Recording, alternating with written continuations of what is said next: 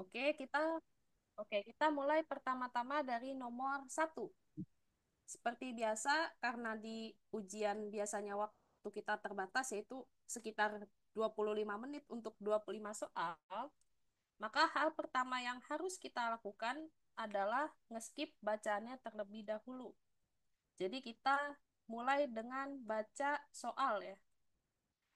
Dengan baca soal untuk mengetahui apa yang diminta oleh soalnya. Langsung saja kita ke soal nomor satu. Di sini ada kata was suggested. Nah, was suggested berarti fokusnya lebih kepada pendapat siapa. Nah, pendapat siapa yang membahas tentang moderating the school competition. Moderating the school competition artinya adalah dia siapa yang memoderasi atau mengontrol kompetisi di sekolah. Oh, iya ya. Oke, nah gimana sekarang suara udah aman ya? Udah kak, tadi Oke. kayak mic-nya jauh gitu. Oh iya, saya copot headsetnya. Oke, jadi ini siapa yang menyarankan untuk moderating atau untuk mengelola school competition atau persaingan di sekolah? Nah, untuk soal seperti ini, kita ada dua cara. Yang pertama bisa, tapi nggak disaranin, yaitu dari pilihan kita cek opini siapa, misalnya dari Mohades, dari Leksi, tapi tentunya ini akan sangat menghabiskan waktu, sehingga kita pakai cara kedua. Nah, cara kedua ini adalah kita mula-mula cek kata kunci di soal. Nah, kata kunci di soal ini, dia adalah tentang moderating the school competition. Maka kita cari di bacaan siapa yang mengatakan tentang moderating school competition. Dan setelah kita cek, ternyata moderating competition ada di bagiannya Haris Kumar. Jadi Haris Kumar berkata bahwa competition in school must be moderated. Jadi kompetisi di sekolah harus dimoderasi atau diatur. Oleh karena itu, maka yang menyarankan sesungguhnya adalah Haris Kumar. Tapi akan tetap saya bahas kenapa yang lain bisa salah. Jadi begini, kalau mulai dari Mohades ya, nah pendapatnya Mohades dia menyatakan competition is a part of life and it will always exist. Jadi kompetisi adalah bagian dari kehidupan dan akan selalu ada. Di sini dia dinyatakan no one can moderate or control competition. Tidak ada seorang pun yang bisa mengontrol atau mengatur persaingan. Nah, jadi intinya Mohades 002 ini dia menyatakan tentang kompetisi selalu ada dalam kehidupan dan tidak bisa diatur. Nah, tentunya tidak masuk dong, justru sangat berlawanan dengan gagasan pada soal. Berarti jangan kita pilih. Kalau yang B, leksi 122. Nah, leksi 122 ini intinya adalah schools and teachers takes the responsibility to explain to children the meaning of healthy competition. Yang artinya, leksi ini menyatakan tentang peran sekolah, ya. Jadi peran sekolah dan guru dalam mengajari anak soal persaingan sehat. Nah, intinya seperti itu. Tentu ini tidak masuk ya, tidak masuk dalam konteks soal. Berarti jangan juga.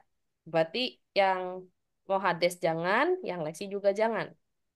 Kemudian dari Ardilo 87. Nah, Ardilo 87 di sini kita ada pernyataan soal a fish and a bird cannot compete. Nah, burung dan ikan tidak bisa bersaing karena have different strength, punya kemampuan yang berbeda. And it is the same case with the student. Begitu juga siswa. Maksudnya adalah kemampuan siswa beda-beda. Sehingga dia tidak bisa dipersaingkan. Berarti salah juga.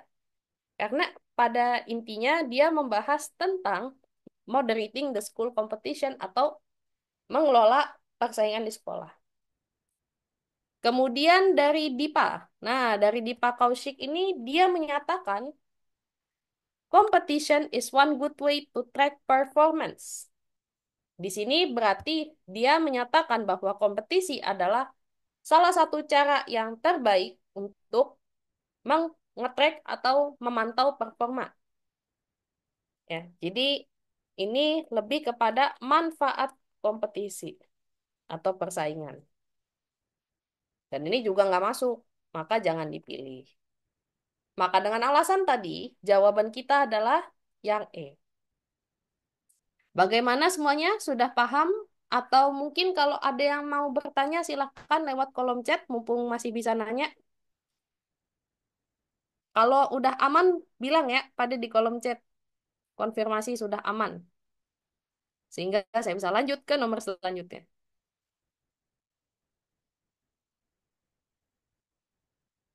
Oke, sepertinya belum ada pertanyaan. Cek aman ya. Oke. Sekarang nomor 2. Nah, biasanya masalah utama siswa dalam soal bertipe closest in meaning atau paling dekat artinya dengan ya sinonim adalah mereka nebak-nebak kata karena biasanya kata tersebut asing untuk hari-hari. Tapi sebenarnya ada tipsnya supaya ketika kalian nebak, nebaknya pun masih masuk akal. Caranya adalah, misal kita di sini ada kata persis di posnya Haris Kumar ya. Berarti kita naik lagi ke atas, ada kata persis.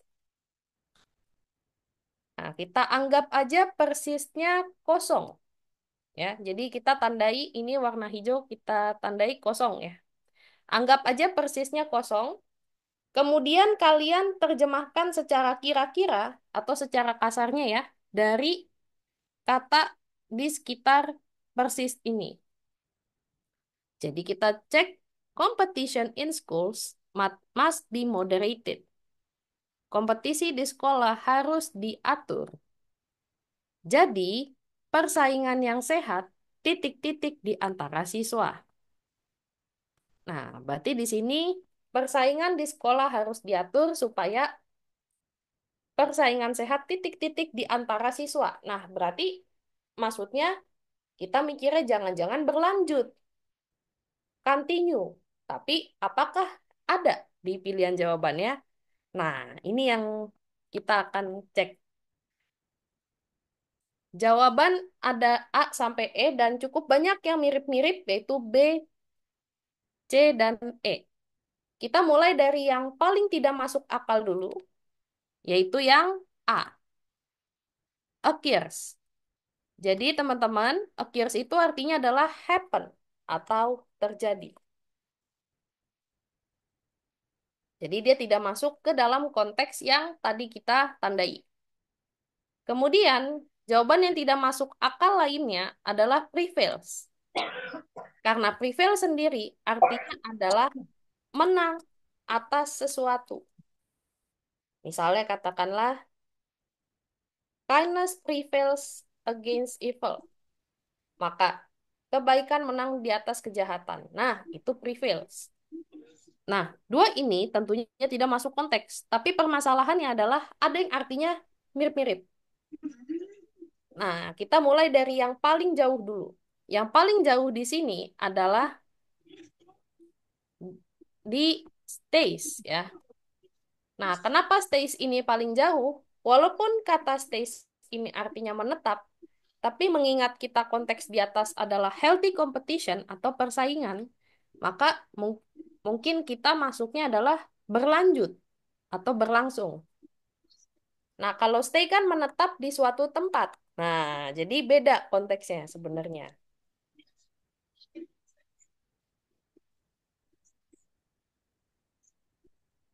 Kemudian ada sisa B dan C. Saya paham kalau misalnya ada yang milih B, tapi sebenarnya remains ini sama dengan yang E, yaitu artinya adalah menetap. Nah, menetap atau bersisa. Tapi di sini konteksnya adalah untuk sisa-sisa atau puing-puing runtuhan benda ataupun ya jumlah orang yang tersisa setelah suatu kejadian. Nah, itu remains. Tapi di sini kita tidak pakai konteksnya karena yang dimaksud adalah konteksnya kita cek di atas healthy competition, persaingan pasti berlangsung atau berlanjut. Maka jawabannya adalah yang C. Kok bisa yang C? Karena continuous artinya adalah berlanjut. Nah, maksudnya berlanjut di sini adalah persaingannya diharapkan akan terus terjalin, ya, persaingan sehat tersebut. Jadi yang paling masuk itu. Sampai sini, apakah ada pertanyaan atau sudah jelas, teman-teman? Kalau misal ada yang mau nanya atau konfirmasi sudah aman, boleh di kolom chat ya. Sepertinya belum ada yang nanya ini.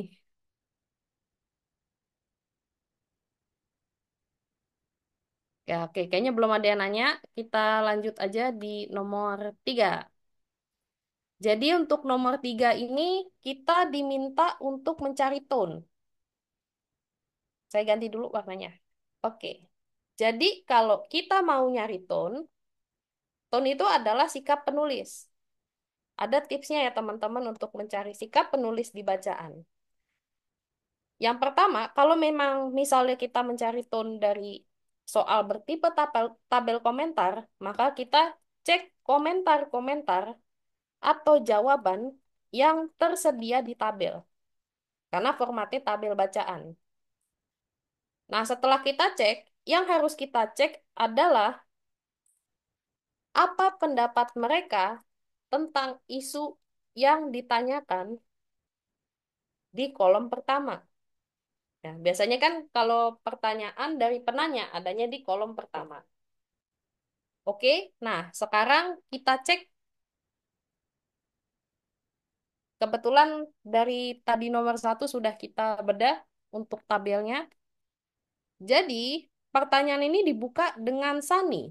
Nah, dibuka dengan Sani yang menanyakan haruskah sekolah memoderasi atau mengatur persaingan?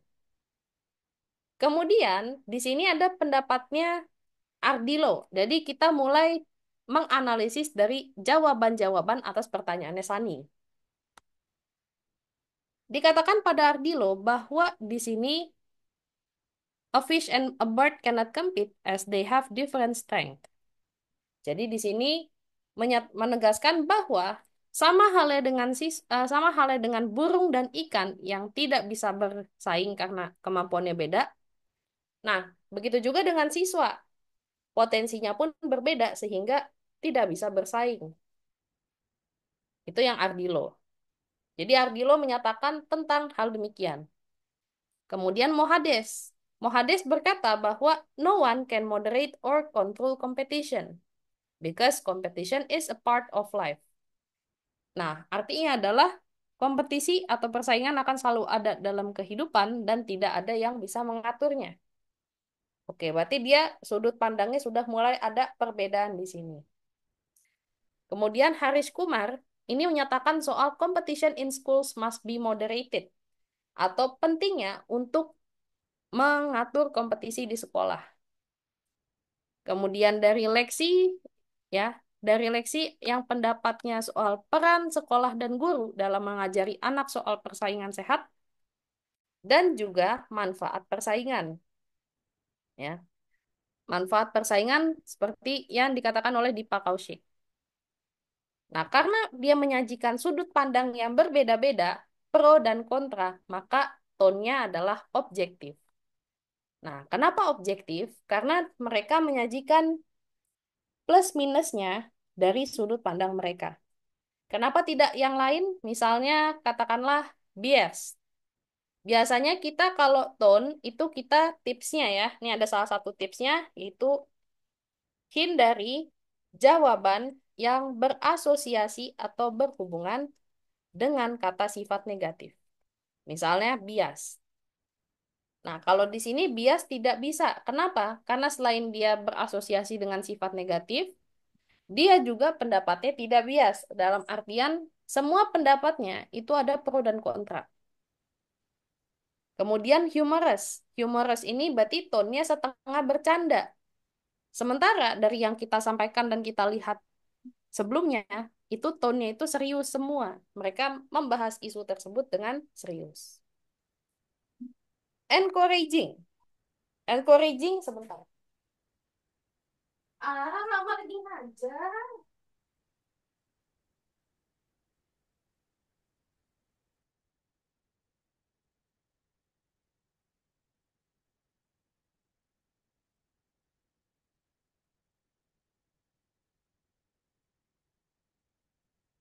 Oke, eh, duh, kita lanjut lagi. Ada encouraging. Nah, encouraging ini artinya adalah suportif. Nah, suportif di sini maksudnya adalah dia memberikan dukungan. Nah, sementara tadi kan ada pro kontra, berarti kan tidak semuanya mendukung. Nggak bisa. Terakhir, passionate. Nah, sebenarnya jebakannya di sini, kawan-kawan. Karena passionate di sini, dia membahas suatu isu dengan berapi-api atau bersemangat. Sementara tadi pembawaan jawabannya pun dia cenderung membahas soal fakta-fakta di balik persaingan. Maka jawabannya itu lebih kepada yang C. Oke, sampai sini ah, paham semuanya? Atau mungkin ada yang mau ditanyakan? Tanya aja nggak apa-apa lewat kolom chat soal cara mencari tone bacaan ya atau sikap penulis. Silahkan, Kak, mungkin kalau ada yang mau nanya. Ini ada nih satu. Kak, saya mau nanya tentang soal sebelumnya. Nomor 2 berarti ya? Oke, berarti yang kalau yang dimaksud soal sebelumnya berarti nomor 2. Nah, nomor 2 ketika kawan-kawan menjumpai soal closest in meaning tuh. Nah, berarti di sini mencari sinonim atau persamaan kata. Nah, ketika kita mencari tentang persamaan kata, maka kita biasanya kan cenderung bingung atau nebak-nebak kalau misalnya nemuin kata tersebut per kata gitu. Cuman saya tidak sarankan hal demikian karena bisa jadi dalam satu soal, contohnya soal nomor 2 ini, ada 2 atau bahkan 3 jebakan yang arti katanya mirip-mirip. Maka dengan demikian, pertama, hal yang harus kita lakukan adalah mencari kata persis. Mencari kata persis di posnya Haris Kumar, ya. Jadi kita cari dulu lokasi kata sulitnya. Kalau sudah ketemu di sini, kita misalnya nggak tahu nih arti katanya persis apa, terus kita anggap dulu kosong. Nah, setelah kita anggap kosong, kita coba terjemahkan dari kalimat sekitarnya. Maksudnya adalah satu kalimat di sekitar kata sulit tersebut, ya, yang masih kalimatnya sama. Oke, kita terjemahkan. Coba di sini, ya. Oke, competition in school must be moderated. Ini maksudnya kan kita biasanya bacanya dari konteks kalimat, ya. Sebenarnya gini, kita baca dari konteks kalimatnya, bukan dari makna literal atau makna harfiahnya. Jadi, kalau memang di Google Translate persis itu artinya adalah stay atau bertahan, tapi masalahnya di sini konteks bacaannya adalah healthy competition, ya. Healthy competition atau persaingan sehat. Kemudian among the students, di antara siswa. Nah, berarti kan diharapkan persaingan tersebut akan akan berlanjut di antara siswa, akan terus berlangsung. Berarti kalau kalau memang kalau memang konteksnya demikian, maka makna persis yang tepat adalah yang yang continuous atau berlanjut. Sebenarnya persis juga bisa berarti stay, tapi kalau konteksnya dia menetap di suatu tempat. Misalnya, contohnya, a cough that persists ya for long. Maka di sini batuknya terus berlangsung dalam batuknya menetap di satu tempat ya. A cough that persists gitu. Jadi seperti itu kira-kira pembahasannya untuk soal nomor 2.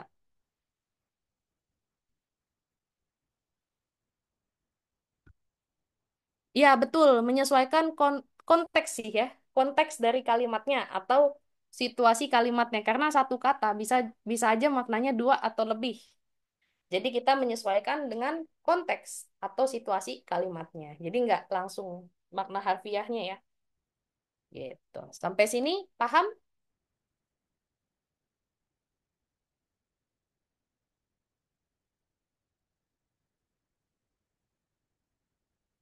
Oke. Oke, berarti yang nanya tadi nomor 2 sudah paham ya. Next. Oh, 3 tadi sudah, berarti kita lanjut 4. Nah, seperti biasa, 4 ini kita skip dulu bacaannya karena panjangnya, ada 2 teks. Nah, sekarang kita cek nomor 4. Which of the following statement is an opinion from text 1? Nah, kalau kita ngomong soal opinion, saya mau kasih review sedikit tentang cara membedakan fact atau fakta dengan opini. Jadi, kalau fact ya, fact atau fakta, biasanya isinya adalah data. Yang kedua, hasil penelitian. Yang ketiga adalah hasil pengamatan atau observasi. Yang keempat adalah angka, ya.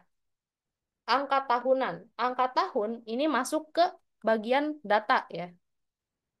Ini fakta. Nah, tapi kalau kita ngomongin masalah opini, nah, opini itu dia berkaitan dengan yang namanya pendapat pribadi penulis. Kemudian ada lagi pandangan moral. Nah, jadi pandangan moral penulis, misalnya menurut penulis dia menentang konsep vegetarian. Nah, itu pandangan moral. Berarti masuk di opini. Oke, saya cek dulu.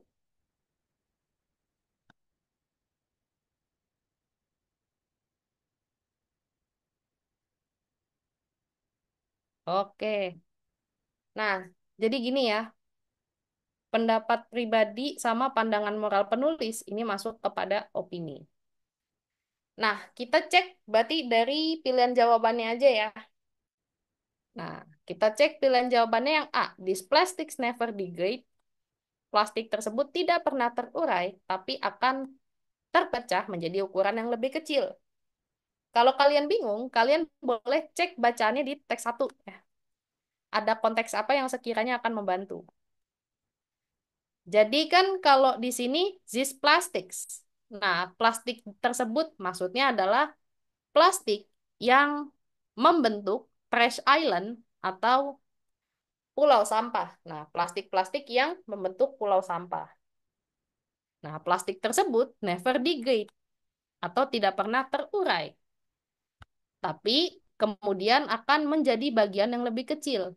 Nah, bagian yang lebih kecilnya itu dijelaskan di kalimat selanjutnya, yaitu kemudian plastik tersebut menjadi mikroplastik yang bertahan di lingkungan untuk beratus-ratus tahun lamanya.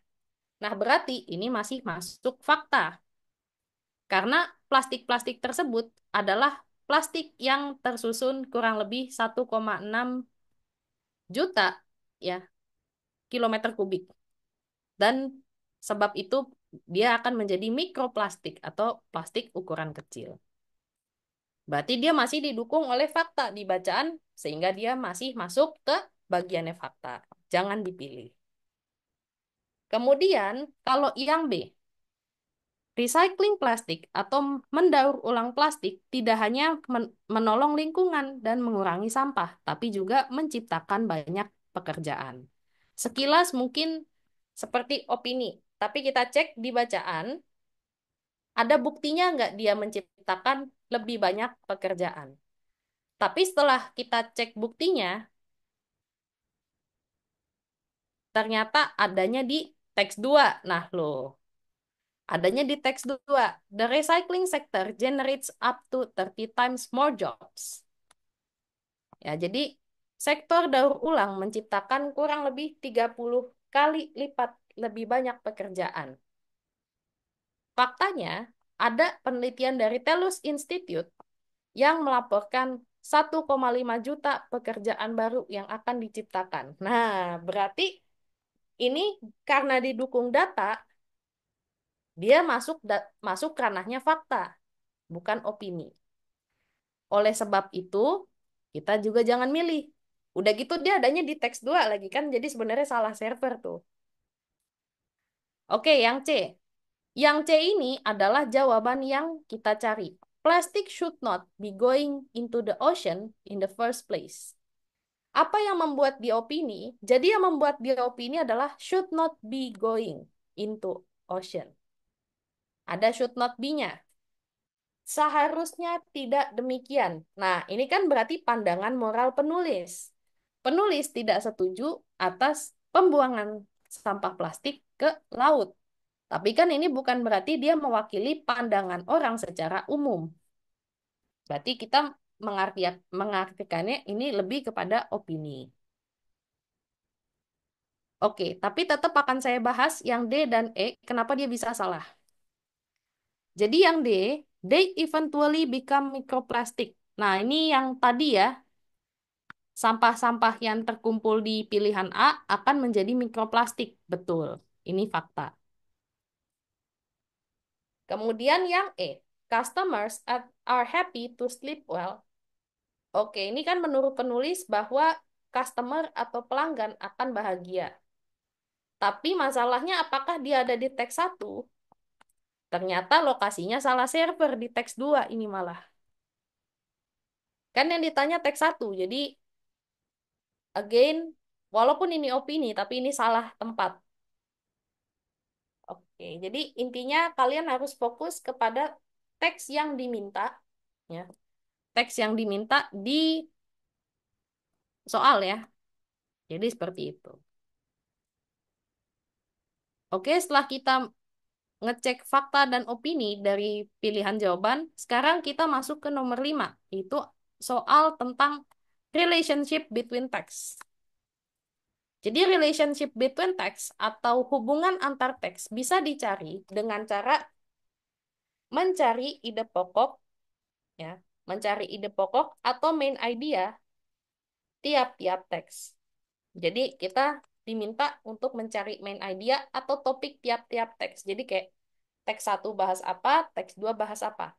Bagaimana cara kita mencari ide pokok? Yang pertama kita cek, oke. Yang pertama kita cek sorry, kita cek ide pokok tiap paragraf. Jadi misal teks 1 punya 4 paragraf, maka di sini ada eh kalau misalnya teks 1 punya 3 paragraf, maka ada 3 kalimat utama yang harus kalian cari untuk menentukan topik dari teks 1. Langkah yang sama bisa diulangi untuk teks 2. Nah, sekarang kita langsung praktek cara mencarinya. Oke, ini yang saya tandai biru adalah ide pokok dari teks 1 dan teks 2.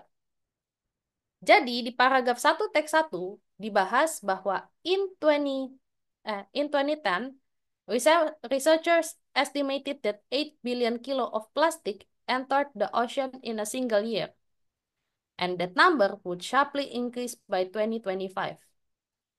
Oke, di sini ada kata kunci bahwa pada tahun 2010 ada perkiraan bahwa 8 miliar kilo plastik masuk ke laut dalam 1 tahun, ya, dan angka tersebut itu meningkat dengan pesat pada 2025. Oke, kalau misalnya kita di sini sudah jelas ada kenaikan kenaikan dalam kadar sampah plastik yang masuk ke dalam laut. Kemudian, paragraf kedua teks 1 membahas hal demikian. Scientists at University of California, jadi ilmuwan-ilmuwan di sana, invented a new biodegradable material. Dia menemukan bahan yang bisa terurai. bahan baru yang bisa terurai yang didesain untuk menggantikan plastik yang umum digunakan. Nah, berarti di sini paragraf 2 membahas tentang penemuan bahan bahan plastik ramah lingkungan. Oke. Jadi dia penemuan bahan plastik ramah lingkungan. Kemudian masih teks satu ya, masih teks satu paragraf terakhir ada pernyataan seperti ini. Jadi penelitian plastik baru ini diikuti oleh ahli biologi, kimia, dan juga ahli ilmu kelautan.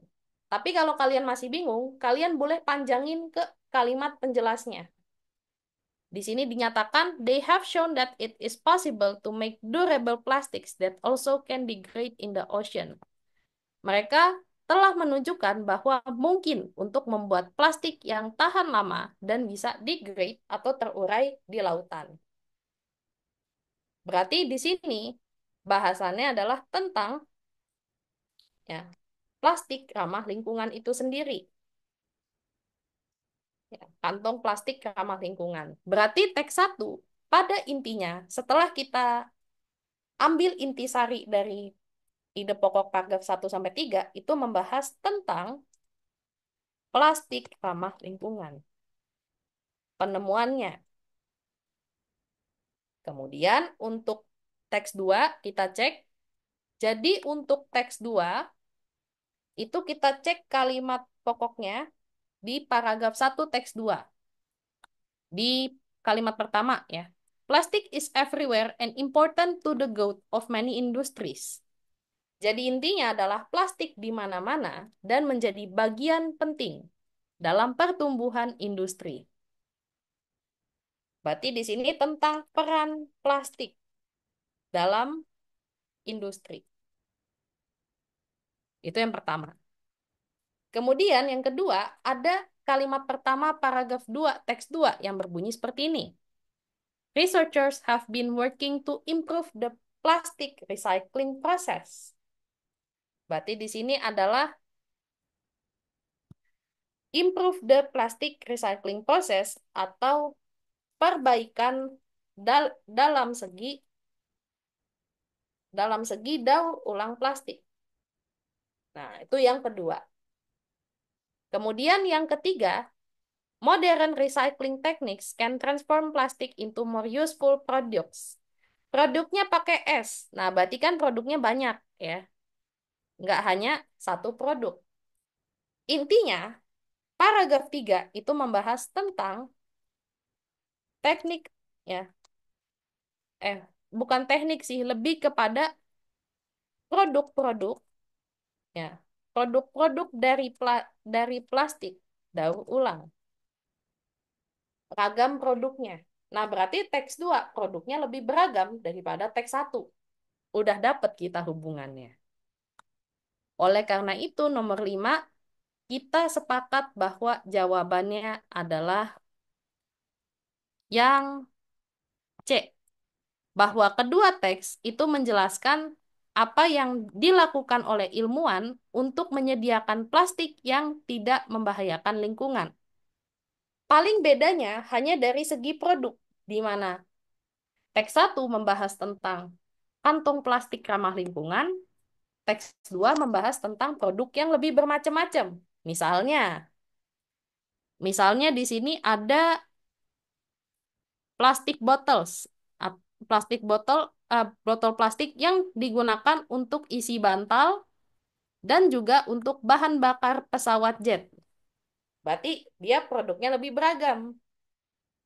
Itu kira-kira cara kita untuk mencari hubungan antar teks. Oke, sampai sini ada yang mau ditanyakan?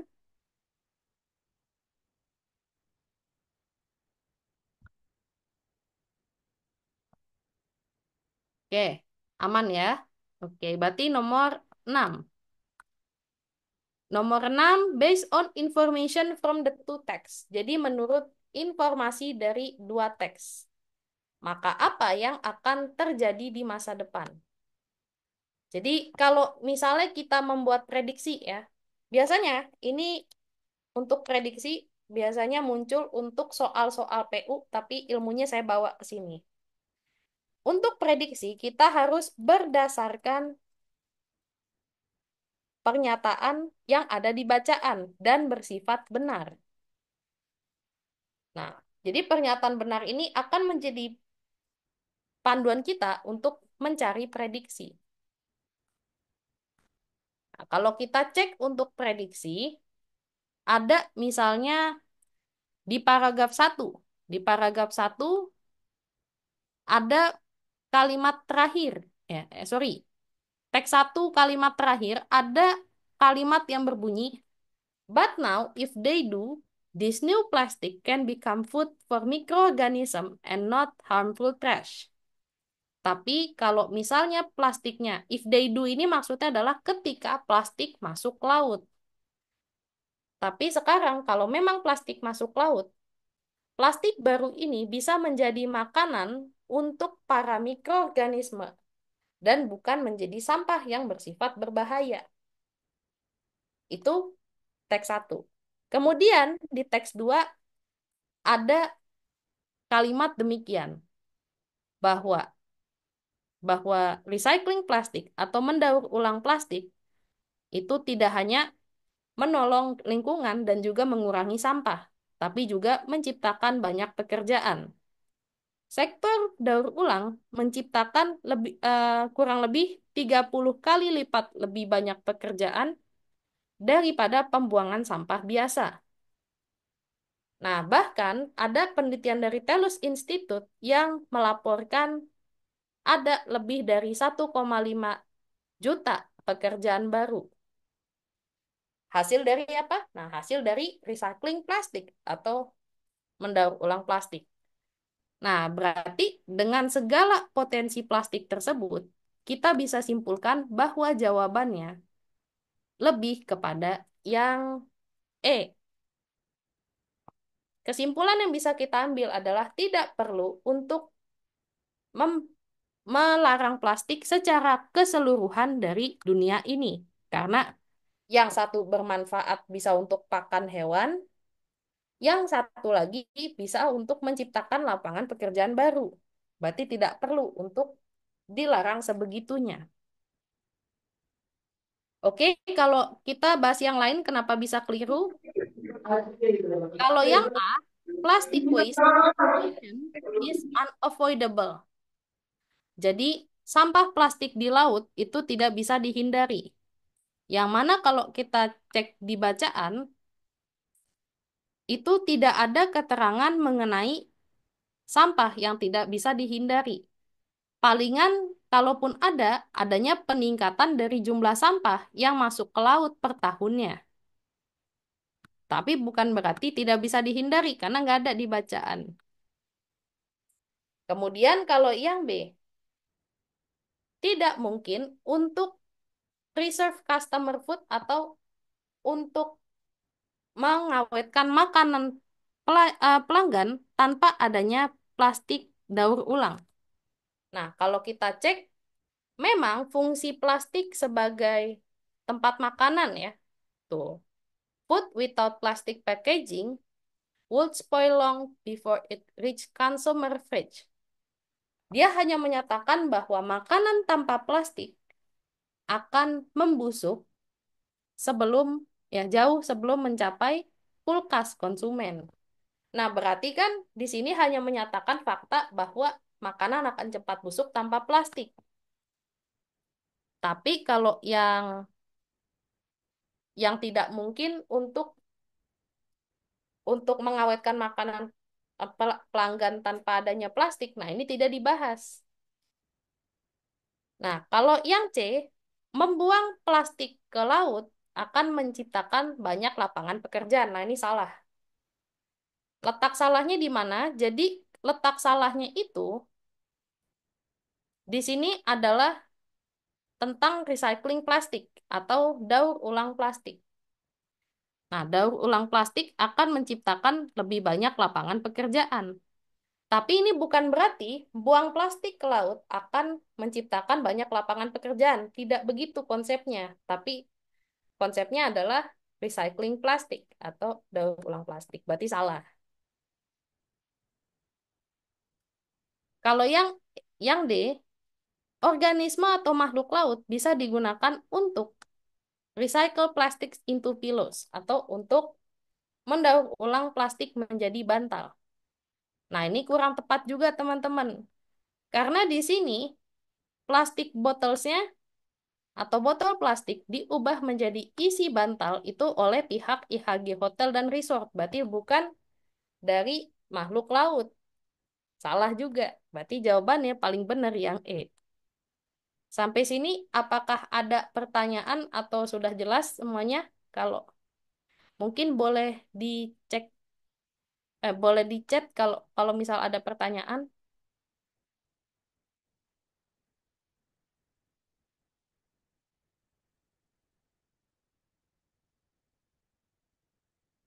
Oke. Belum ada pertanyaan ya. Kita berarti lanjut di nomor 7. Oke, bacaan bisa kita skip. Oke, nomor 7. Main idea of text one. Nah, jadi ketika kita mencari main idea atau kalimat utama dari sebuah teks, kita mencari dari kalimat utama. Nah, kalau kita cek kalimat utamanya, itu biasa ada di paragraf pertama, di kalimat pertama tiap-tiap paragraf. Kita cek di sini teks satu ya.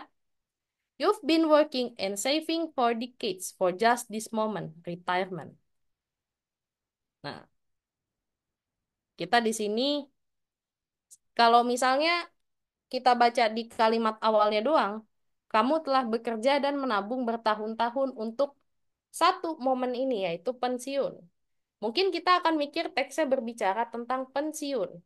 Tapi kalau kita masih ragu, boleh kita panjangin baca satu kalimat penjelas setelahnya untuk memastikan topiknya apa. Walaupun mungkin kamu siap untuk berhenti bekerja full time atau penuh waktu, nah sekarang datanglah ke bagian tersulit, yaitu membiarkan diri menggunakan tabungan karena kamu tidak akan membawa gaji. Nah, berarti di sini sebenarnya tidak hanya membahas masalah pensiunan, yaitu lebih kepada penggunaan tabungan setelah kita pensiun.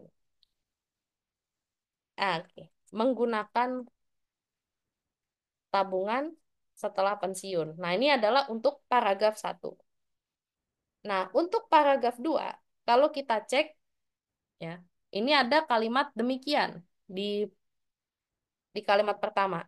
Now you have this lump sum and have to draw it down. Nah, sekarang kamu punya uang simpanan dan harus ditarik. Jadi lump sum itu artinya uang simpanan.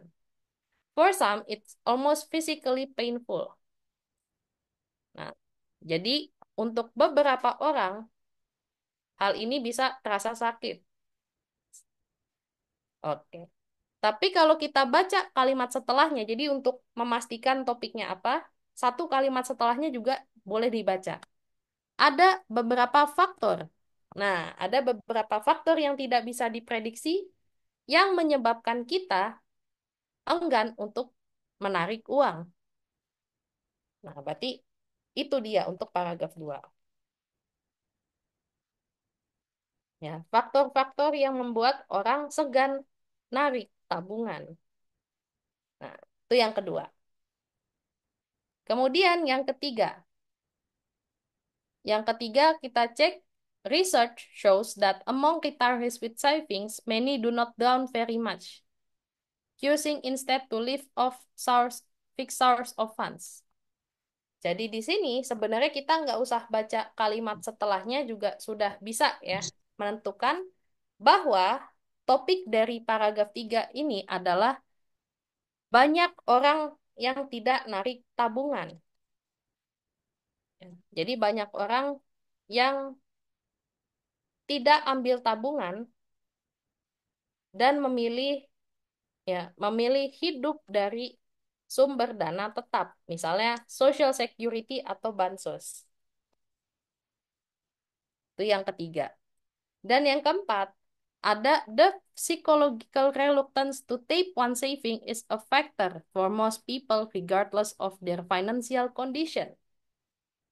Maka di paragraf terakhir, yang bisa kita ambilkan adalah the psychological reluctance atau keengganan psikologis untuk menggunakan tabungan adalah salah satu faktor untuk banyak orang.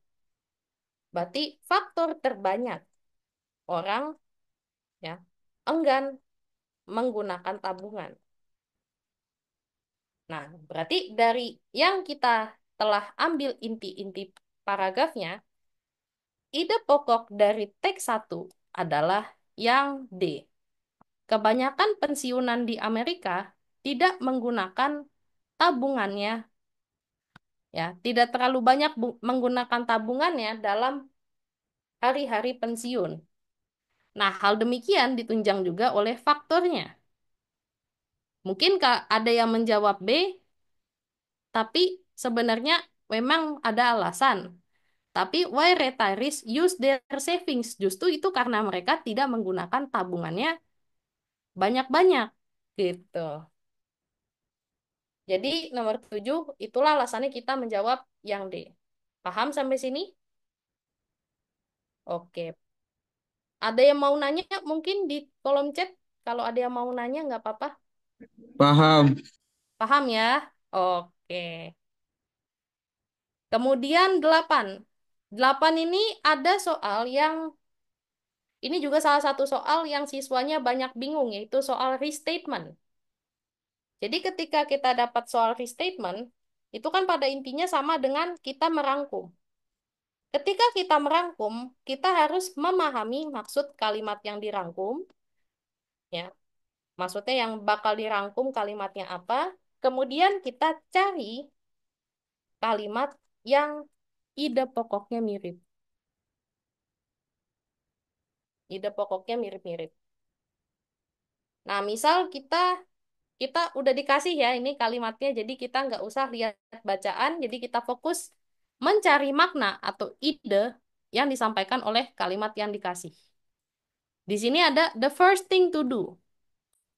Hal pertama yang harus dilakukan is to make a budget. Nah, kalau kita bicara soal budget, budget ini adalah anggaran atau rancangan keuangan. To make a budget, bikin anggaran, and sketch out a plan. Nah, di sini ada kata sketch out. Kalau kita bicara tentang sketsa di gambar, sketsa adalah kurang lebih gambaran kasar sebelum kita merapikan gambaran kita. Maka sketch out a plan di sini adalah menyusun rencana. Ya. Menyusun rencana untuk apa? To cover your expense, untuk menutup biaya hidup. Jadi intinya nomor 8 ini jawaban yang paling sesuai itu adalah yang B. Yang B ini di sini ingat ya, jadi ide kalau misalnya kita restatement atau merangkum, itu nggak boleh ada ide yang ketinggalan. Di sini yang pertama adalah making a budget atau nyediain budget itu sama dengan nyiapin anggaran. And drafting a plan. Drafting a plan maksudnya adalah menyusun, drafting tuh kayak nyusun ya, jadi nyusun rencana. Of your cost. Nah, cost ini adalah biaya hidup. Sama halnya dengan expenses. Is the first thing you should carry out.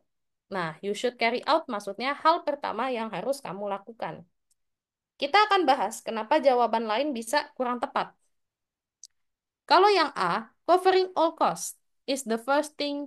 Nah, yang salah adalah justru dia hal pertama yang dilakukan adalah covering all cost atau menutup biaya. Menutup biaya hidup. Tapi dia tidak membahas tentang make a budget atau bikin budget dan sketch out a plan atau nyusun rencana. Nah, itu masalahnya di situ. Jadi idenya nggak lengkap, udah kata nggak lengkap kebalik lagi. Kemudian yang C.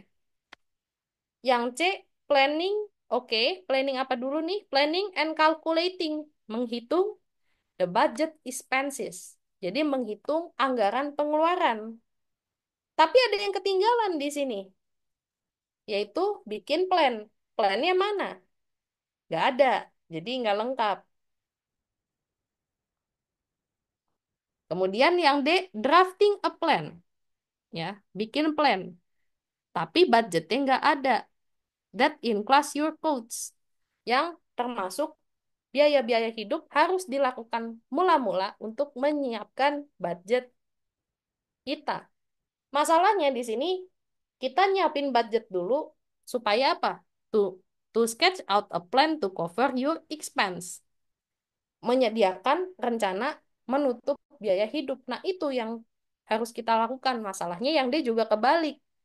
Jadi kalau restatement nggak boleh kebalik ya idenya ya, harus urut. Nggak boleh dibolak-balik. Kalau yang E, budgeting and planning. Nah, budgeting, oke, maksudnya make a budget, bikin budget. Planning, ini planning apa dulu nih? And sketch out the plan to be able to pay your cost, untuk membayar biaya-biaya. Nah, masalahnya di sini adalah to cover your expense, menutup biaya hidup. Tidak hanya sekadar membayar. Jadi salah. Oke, sampai sini apakah ada pertanyaan atau sudah jelas untuk restatement atau membuat rangkuman?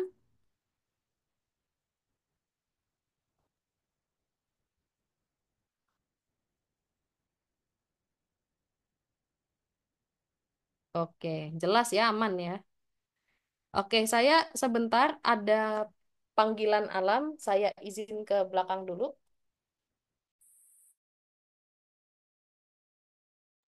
Oke, kasih. Panggilan alam.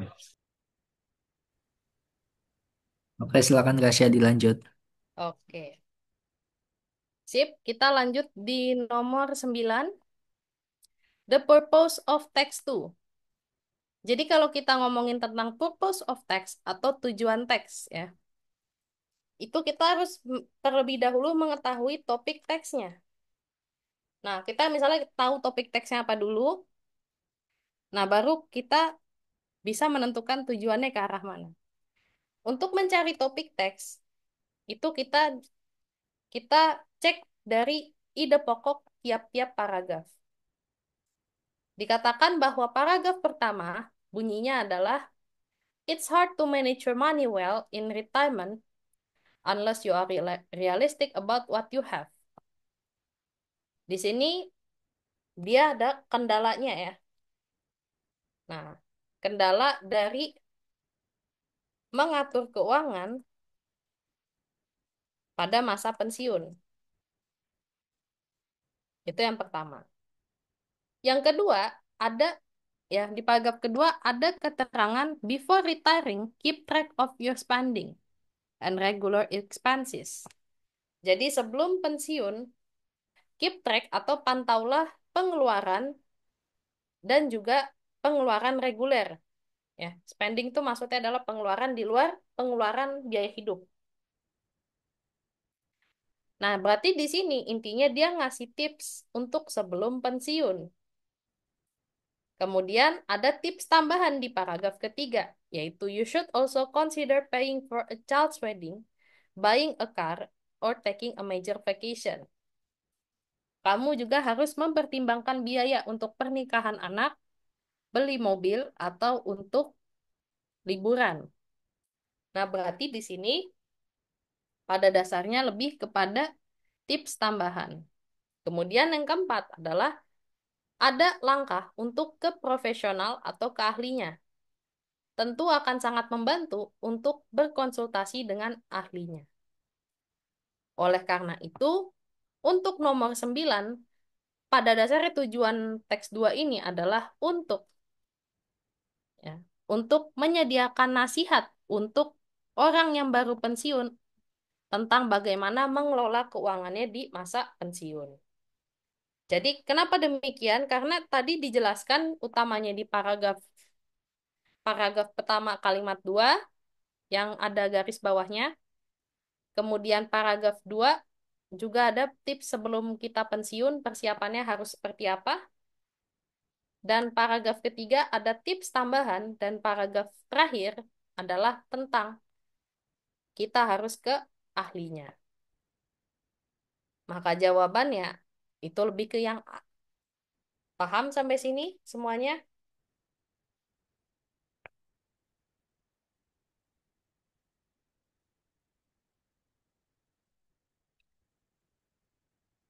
Oke, ada yang mau nanya? Aku cek dulu ya. Paham? Oh, berarti nggak ada. Oke, 10 tentang positive attitude. Author's positive attitude adalah pendapat positif penulis atau opini positif mengenai analis keuangan.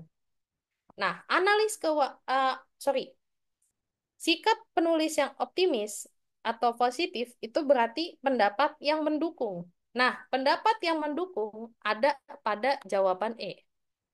Kenapa demikian? Karena di jawaban E ada pernyataan can help you strategize atau bisa membantu kamu membuat strategi. Nah, berarti dia kan memberikan kesan bahwa penasehat keuangan itu dia memiliki peran positif dalam mengatur dan menggunakan uangmu. Gitu.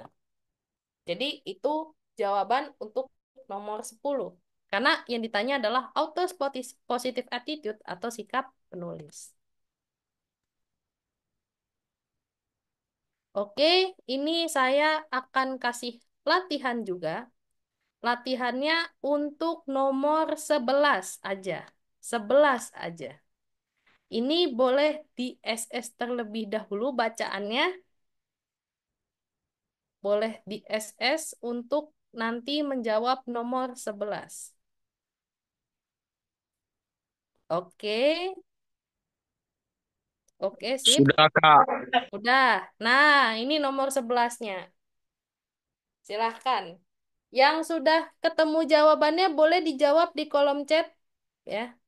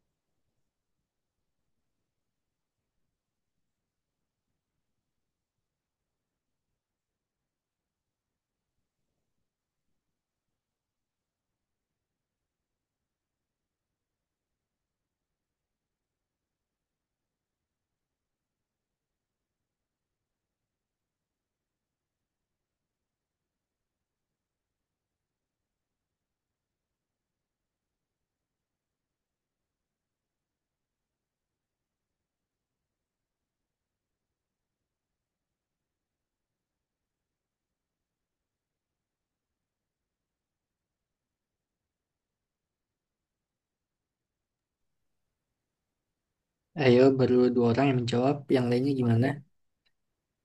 Yang lain mungkin gak apa-apa kalau misal ada yang C, D, head nggak sih? Lupa bedanya head She, he, it, have, ayu, dewi.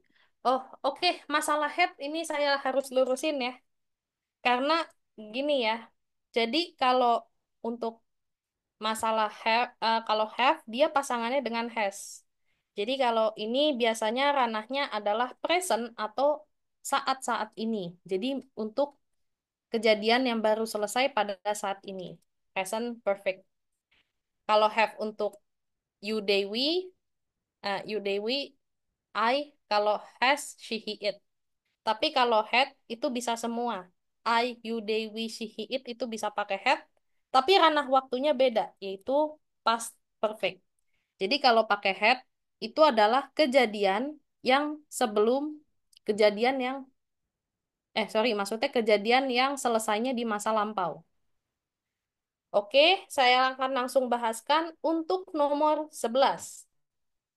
Jadi untuk nomor 11 ini ada keterangan di bacaan bahwa peneliti menemukan fakta bahwa orang tua dan anak yang baca buku cetak bareng-bareng itu berinteraksi lebih banyak daripada yang baca e-book. Nah, berarti di sini speak and interact more. Ini berarti kan dia adalah hasil penelitian. Nah, kalau hasil penelitian, ranahnya masuk fakta. Nah, fakta biasanya kita kalau untuk fakta kita pakai fungsinya simple present. Grammar sedikit nih. Simple present itu yang pakai verb satu. Yang mana verb satu doang. Karena ini children merujuk pada banyak hal, itu kita menggunakan read. Dia ranahnya soalnya fakta. Itu ada hasil penelitian dari para ahli.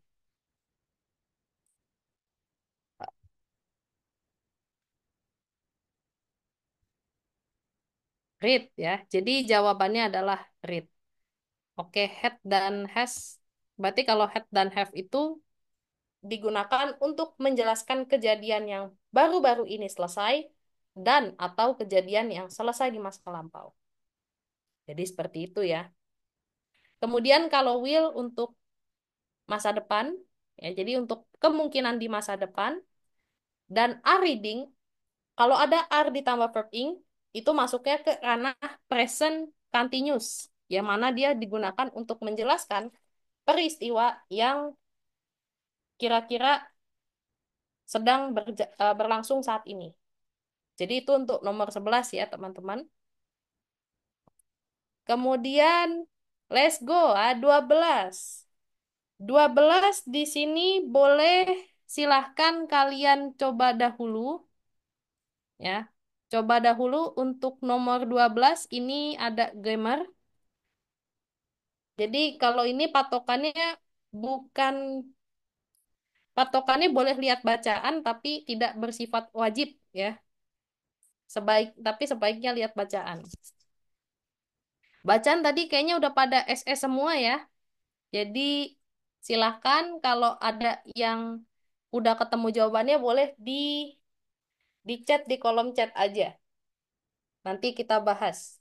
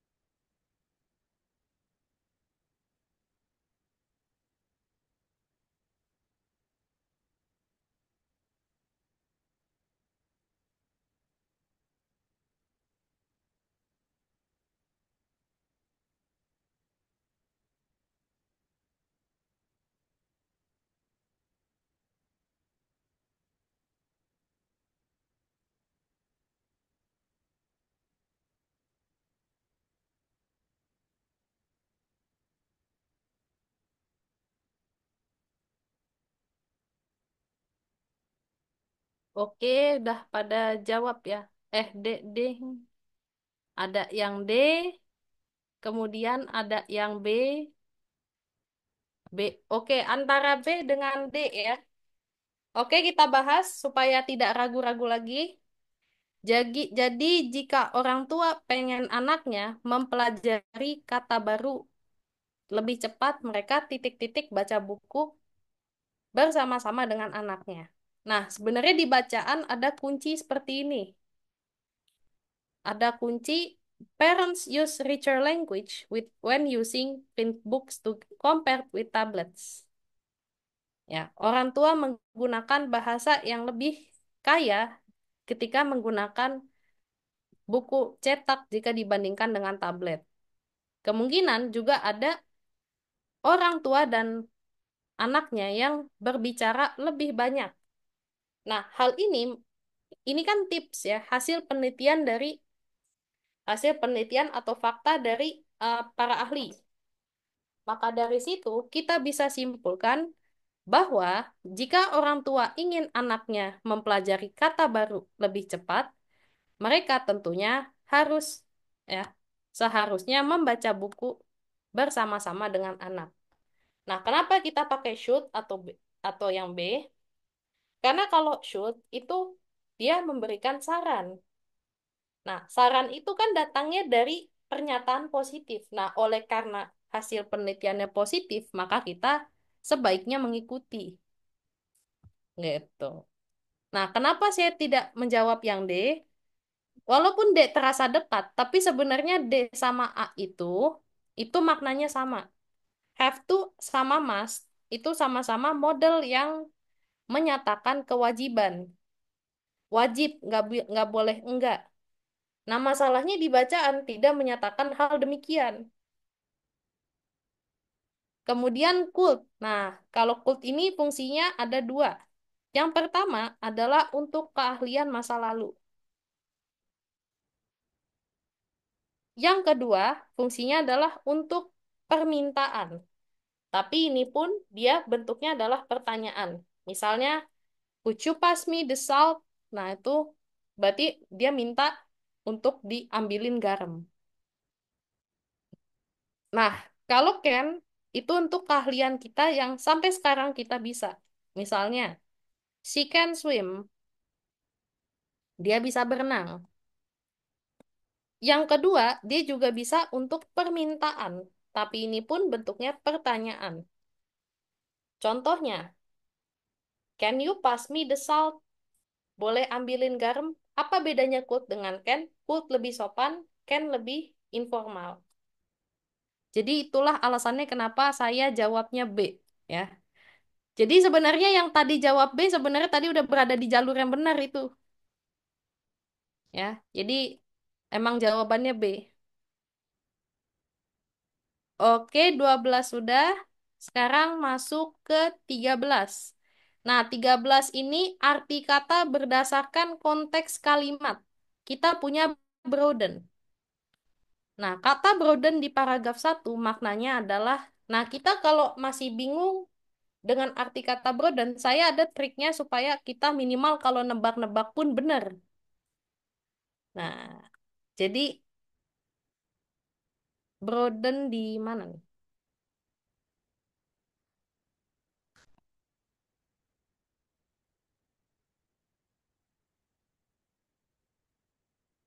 Paragraf 1. Oke, nih, it will broaden their knowledge.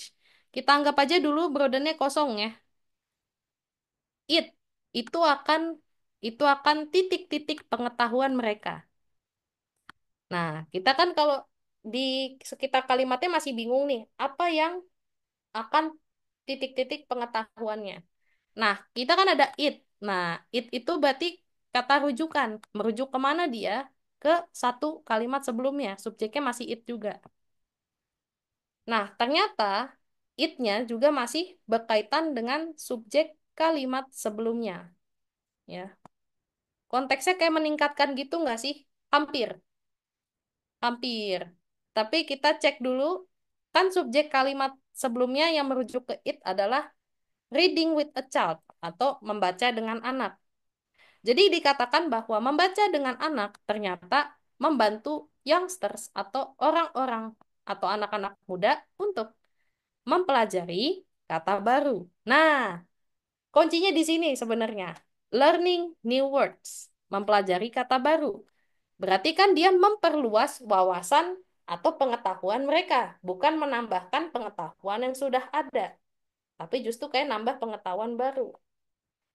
Maka oleh karena itu, nomor 13 kita sepakat jawabnya adalah yang C. Saya paham kenapa ada siswa yang jawab B. Kak, bukankah dia memperdalam pengetahuan? Nah, saya tanya dong, kira-kira apa buktinya? Learn new words.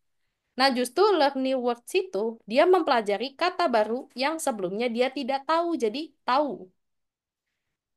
Kalau konteksnya deepen, dia punya pengetahuan sebagai modal, kemudian diperdalam lagi menjadi lebih spesifik. Beda konteksnya. Oke, yang lainnya akan saya bahas kenapa dia bisa keliru.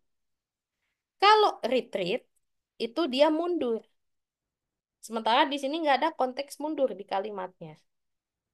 Stricken artinya adalah mempertebal. Apanya yang dipertebal? Dompet kah? Nah, itu tidak tahu kita di konteksnya tidak ada.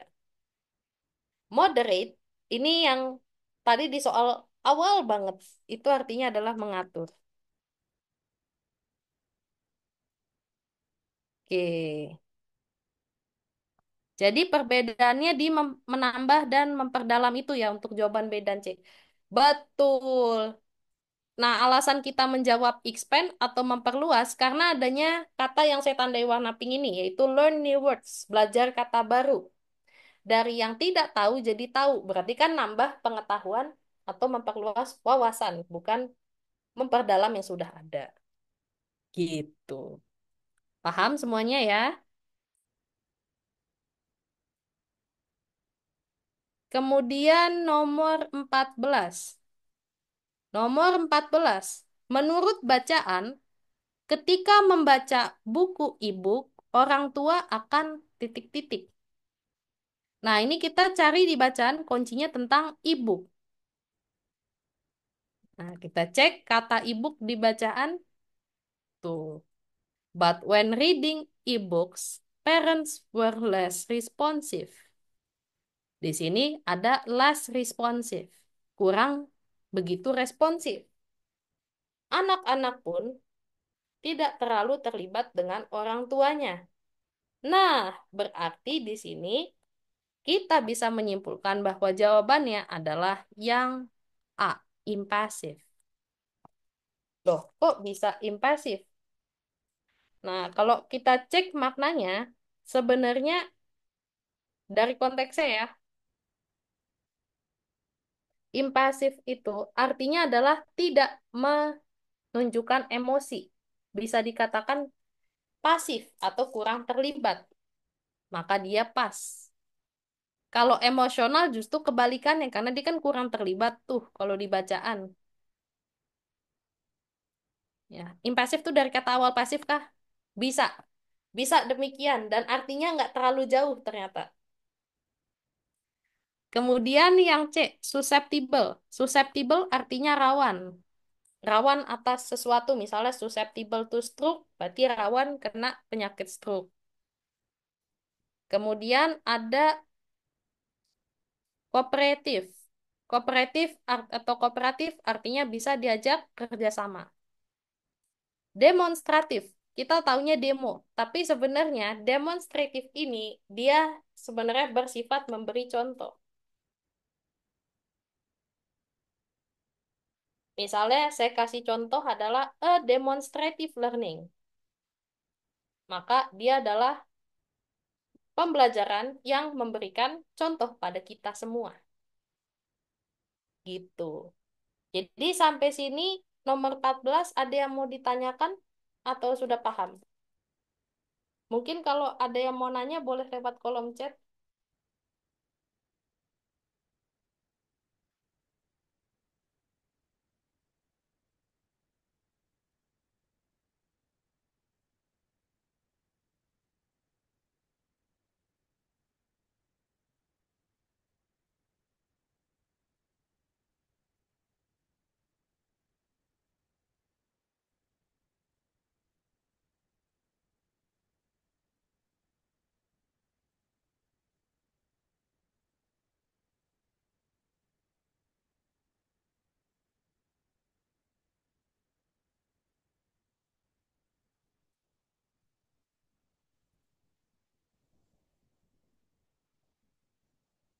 Oke, ada kolom chat. Oke, jelas. Oke, lanjut di nomor 15 ya. Jadi kalau kita dapat soal paragraph following the passage atau paragraf yang mengikuti ya paragraf setelah paragraf terakhir. Nah, biasanya caranya adalah kita mengecek kalimat terakhir dari bacaan. Ya, kalimat terakhir di sini ada tulisannya bahwa orang tua menggunakan bahasa yang lebih kaya ketika menggunakan buku cetak jika dibandingkan dengan tablet dan mereka berkolaborasi lebih banyak dengan anak-anak mereka. Tapi ketika membacakan buku elektronik, orang tua kurang terlalu responsif dan anak-anak tidak terlalu terlibat dengan orang tuanya. Nah, di sini berarti membicarakan tentang keterlibatan orang tua dengan anaknya ketika menggunakan buku cetak jika dibandingkan dengan tablet atau e-book. Maka nomor 15 kita mendapatkan konteksnya bahwa ini membahas tentang the reason why parents and children interact more when reading a paper book. Jadi alasan dibalik kenapa orang tua dan anak itu berinteraksi lebih banyak ketika menggunakan buku cetak. Jadi kira-kira seperti itu. Sampai sini apakah ada pertanyaan atau sudah jelas? Jadi kita kalau mau nyari paragraph following the passage itu pertama kalian cek dulu kalimat terakhir dari bacaan, kemudian pastikan bahasannya tidak jauh-jauh dari situ karena kalimat terakhir itu biasanya adalah spoiler untuk paragraf selanjutnya. Oke, sepertinya aman ya, nggak ada yang nanya di kolom chat. Nah, ini berarti sebelum penutupan sesi, saya mau kasih latihan terlebih dahulu untuk kalian semua. Ini bacaannya boleh di SS terlebih dahulu.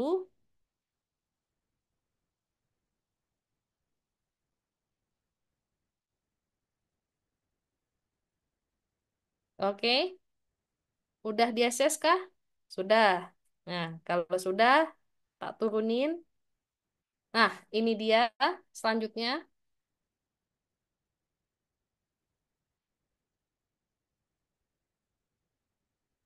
Oke, 16 dan 16 aja. Nanti 17 sama saya. Ini nomor 16-nya. Silakan kalau ada yang punya jawaban untuk menjawab di kolom chat, nanti kita bahas jawabannya.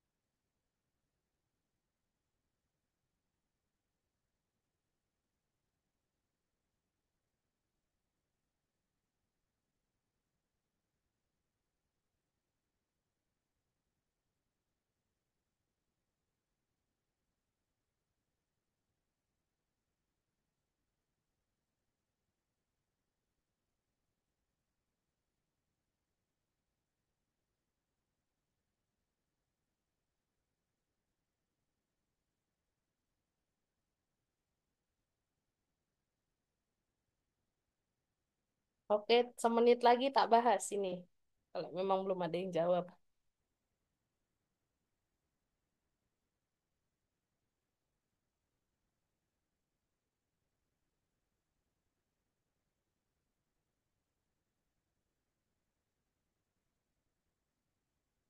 Oke, sip.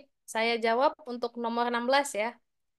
Jadi untuk nomor 16, pertanyaan soal author's bias itu maksudnya adalah bias penulis atau ya pembahasan ya pembahasan wacana yang berat sebelah. Ya, dalam artian di situ dia terkesan mendukung satu isu secara berlebihan atau dia memaparkan isu ya, memaparkan pendapat atau opininya untuk mendukung isu tersebut secara banyak gitu. Jadi ada pembahasan yang banyak.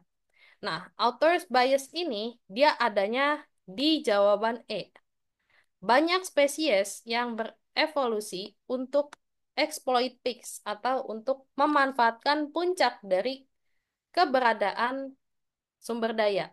Nah, ini ada di paragraf terakhir ya.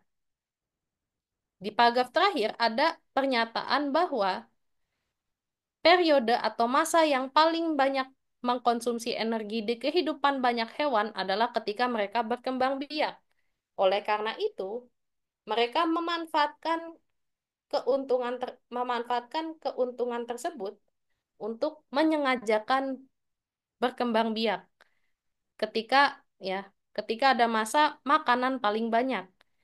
Dikasih contohnya pula. Nah, dikasih contohnya misalnya ulat bulu, kemudian juga songbirds atau burung kenari ya sejenisnya.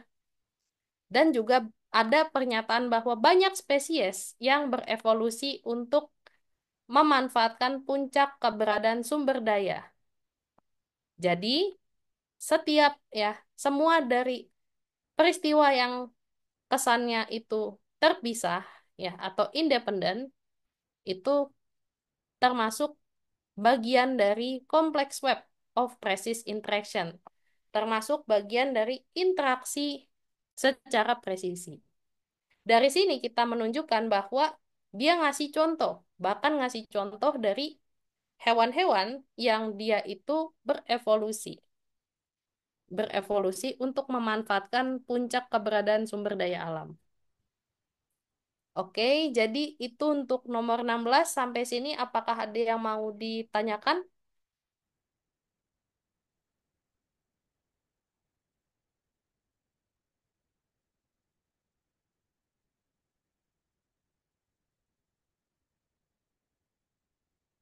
Oke, saya rasa nggak ada yang nanya, jadi saya lanjut ke nomor 17 sebelum penutupan. Oke, the author's attitude towards the seasonal cycle of natural events. Jadi sikap penulis berkaitan dengan siklus musiman. Nah, sikap penulis juga bisa dicek selain dari ide pokok, kalian boleh ngecek dari kalimat yang mendukung tentang spring phenology misalnya. Atau di sini tentang apa seasonal cycle atau siklus musiman dari kejadian di alam. Nah, kalau kita lihat di sini, ya, ada keterangan demikian. Global climate change atau perubahan iklim dunia terlihat ya ikut campur dengan fenologi dari banyak spesies dari pusat interaksi spesies. Dikasih contohnya di bagian ya temperate ya seperti bagian utara Amerika. Nah, itu ada little biological activity in winter. Jadi dia dijelasin bahwa di musim dingin itu ada aktivitas biologis yang sangat sedikit. Kemudian ada juga different organism respond to different cues to initiate social activities. Jadi beberapa organisme atau makhluk hidup yang berbeda-beda itu merespon dengan tanda-tanda yang berbeda-beda untuk menandai mula-mula dari aktivitas musiman. Kemudian juga dijelaskan di kalimat terakhir utamanya yaitu tentang fenomena makhluk hidup yang memanfaatkan puncak musim atau puncak keberadaan sumber daya alam untuk menyengajakan berkembang biak.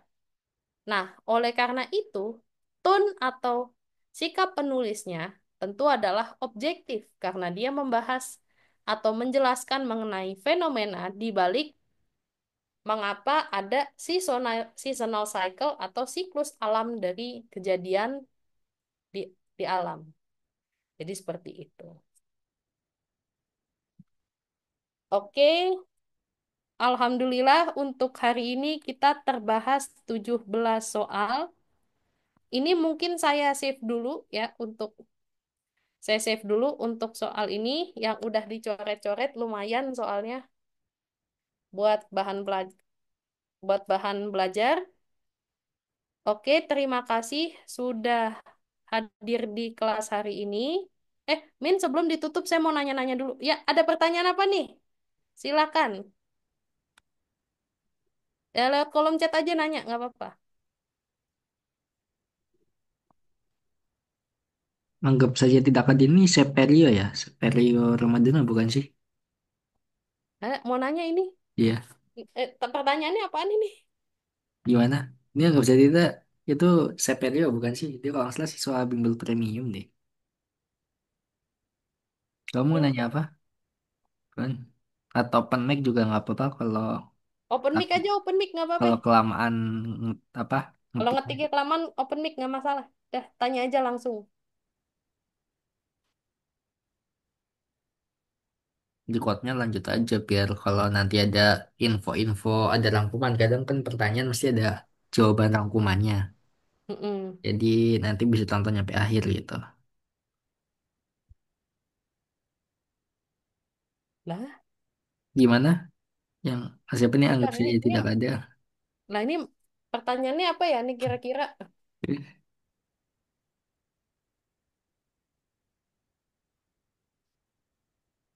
Lagi nanti. Oh, Yang sudah. pertama, kesimpulan buat pertanyaan untuk menjawab kesamaan hubungan pada teks itu perlu melihat pada awal-awal teks tiap paragraf.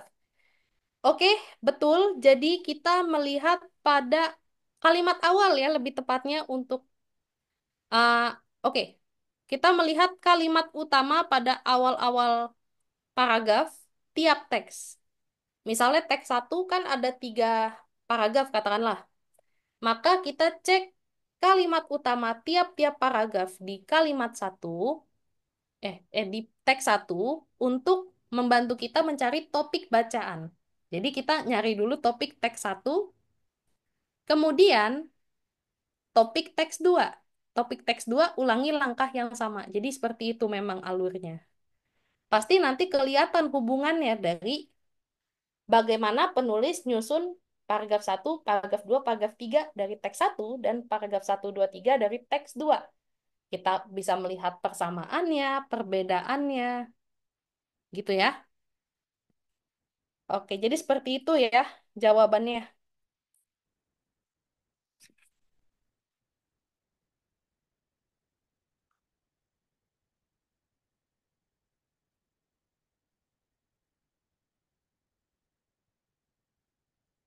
Oke. Oke, sudah ini pertanyaannya. Apakah sudah terjawab?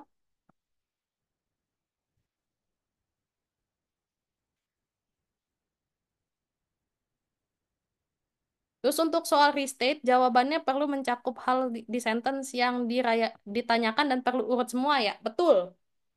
Jadi kita minta untuk kita mencari ide pokok atau pembahasan dari sentence ya atau dari pernyataan itu harus semuanya terbahas ya. Jadi nggak boleh ada topik yang ketinggalan. Jadi seperti itu kira-kira. Oke, sudah terjawab semua kah atau eh, gimana?